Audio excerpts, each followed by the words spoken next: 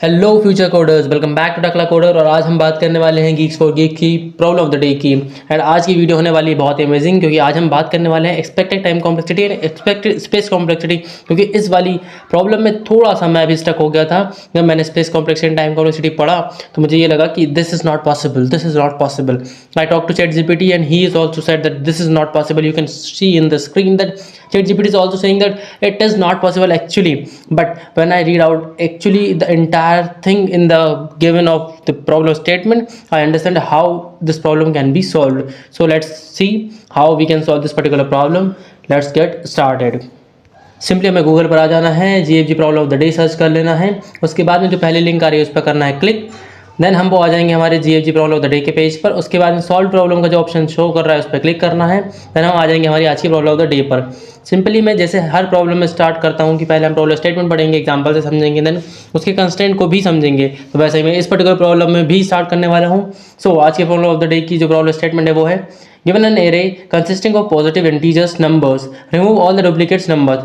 मतलब सिंपल हमें एक एरे दिया हुआ है, उसके अंदर जो नंबर दिए हुए हैं वो डुप्लीकेट भी हो सकते हैं, तो आपको डुप्लीकेट सारे हटाने हैं। लेकिन एक बात याद रखना, पहले एग्जांपल में आप देख सकते हैं कि इसमें जो हमारा टोटल एरे था 2 2 3 3 7 5, तो एक्चुअली जब आप जो डुप्लीकेट्स हैं उनको रिमूव कर रहे हैं तो एरे की जो नंबर्स थे ओरिजिनल एरे में उनका जो सीक्वेंस था वो सीक्वेंस चेंज नहीं हुआ है। देखो 7 के बाद 5 तो 7 के बाद 5 ही है।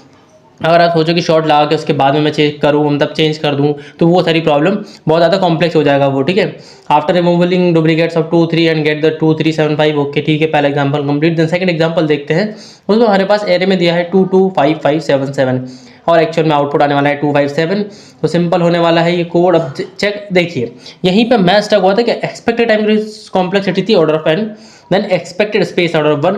तो मैं इस पर्टिकुलर प्रॉब्लम को सोच पा रहा था जहाँ तक ऑर्डर ऑफ n में टाइम कॉम्प्लेक्सिटी लेके आ रहा था, एन ऑर्डर ऑफ n मेरा स्पेस आ रहा था। बट आई वी लाइक यार कैसे होगा ये, आउट ऑफ 1 में तो पॉसिबल ही नहीं है ना। फिर मैंने आधे घंटे ChatGPT से बात की इस पर्टिकुलर बारे में, मतलब इस पर्टिकुलर टॉपिक के बारे में कि कैसे ये चीज़ें डिफाइन होती है, क्या होता है। तो अब यहाँ पे आप स्पेस देखिए कितना दिया है, ऑर्डर ऑफ 1। इस ऑर्डर ऑफ 1 का एक्चुअली मतलब होता है कि कॉन्स्टेंट स्पेस लेना है।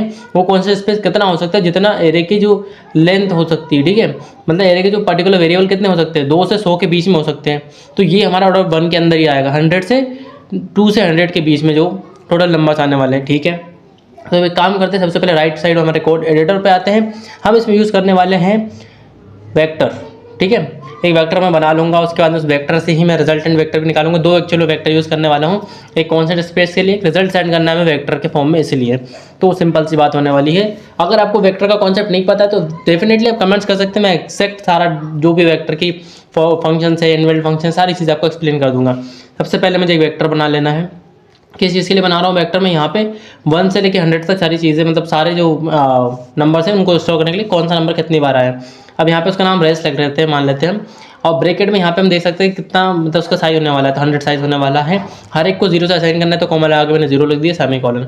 उसके बाद में एक और वेक्टर बना लेता हूँ मैं हमारे रिजल्ट के लिए, इंटीजर, एंड देन रेस करके मैं उसको रिटर्न कर दूंगा। ठीक है, सिंपल सा मुझे एक ऑटो, मतलब फॉर ईच लूप लगा रहा हूँ मैं यहाँ पर। मैंने फॉर ईच लूप लगाया, ऑटो आई कॉलन एरे। अब एरे के हर एक एलिमेंट को यार ला के दे देगा हमें। सिंपल से इफ वाली कंडीशन लगानी है। एक्चुअली मैंने दोनों नंबर एरे वेक्टर्स का नाम रेस रख दिया है, एक का नाम हम आंसर कर देते हैं। ठीक है, सेकंड वाले का जो हम रिजल्ट सेंड करने वाले हैं। अब यहाँ पे इफ वाली कंडीशन में आपको लिखना क्या है, सिंपल लिखना है आपको नॉट रेस ऑफ आई। इसका मतलब क्या होने वाला है, हम रेस के अंदर क्या कर रहे हैं, हर एक एलिमेंट का काउंट सेव कर रहे हैं। अगर पहली बार आया तो उसका काउंट 1 कर दिया।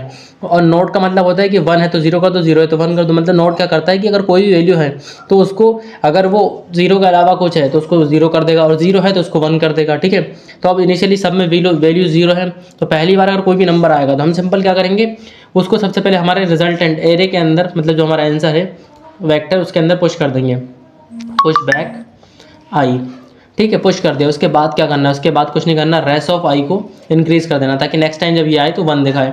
ठीक है, 1 आएगा मतलब 1 का 0 हो जाएगा, मतलब कंडीशन फॉल्स हो जाएगी, इसके अंदर नहीं आएगा। सिंपल सा प्रोग्राम हो गया। अब लास्ट में आके मैं इसको रिटर्न कर देता हूँ, रिटर्न कर देंगे हम आंसर को। सिंपल सा कंपाइल एंड रन करके हम इस पर्टिकुलर कोड को चेक करने वाले हैं कि एक्चुअल में ये कोड वर्क कर रहा है या नहीं कर रहा है। अब इसमें जो expected time publicity order of n थी, एक्चुअल में ऑर्डर ऑफ एन आ रही है, क्योंकि हम सिर्फ एरे पे ट्रावर्स करवा रहे हैं। तो एरे में जितने भी एलिमेंट होते हैं वो ऑर्डर ऑफ एन के अंदर ही आते हैं, क्योंकि उन्हीं एलिमेंट का काउंट ही ऑर्डर ऑफ एन होता है, एन वही होता है। ठीक है, जो हमारी expected time publicity order of 1, मतलब जो कॉन्स्टेंट स्पेस हमें लेना था वही हमने लिया हुआ है। बाकी हमने ये हमारा जो एरे रिटर्न कर रहे हैं वो स्पेस है हमारा। तो कंपाइल एंड रन करके इस पर्टिकुलर कोड को चेक कर लेते हैं। तो आप ये चीज़ किसी भी प्रोग्राम को बना रहे हैं तो उसमें ज़रूर ध्यान दें, आप ऐसे स्टक ना हो, क्योंकि नीचे अगर आप कंस्टेंट नहीं पढ़ेंगे तो आप ज़रूर स्टक हो जाएंगे, जैसे मैं स्टक हो गया था आज। एंड आई थिंक कि मुझे भी ये सारी चीज़ें ध्यान रखनी चाहिए। ठीक है, तो हमारा कोड सक्सेसफुली रन कर गया सारी चीज़ों पे, अनसक्सेसफुली इसका आउटपुट आ चुका है। सो thank you so much for this particular video. We will meet in the next video. I will see you in the next video, and till that keep learning, keep coding, and keep solving problems. Thank you so much.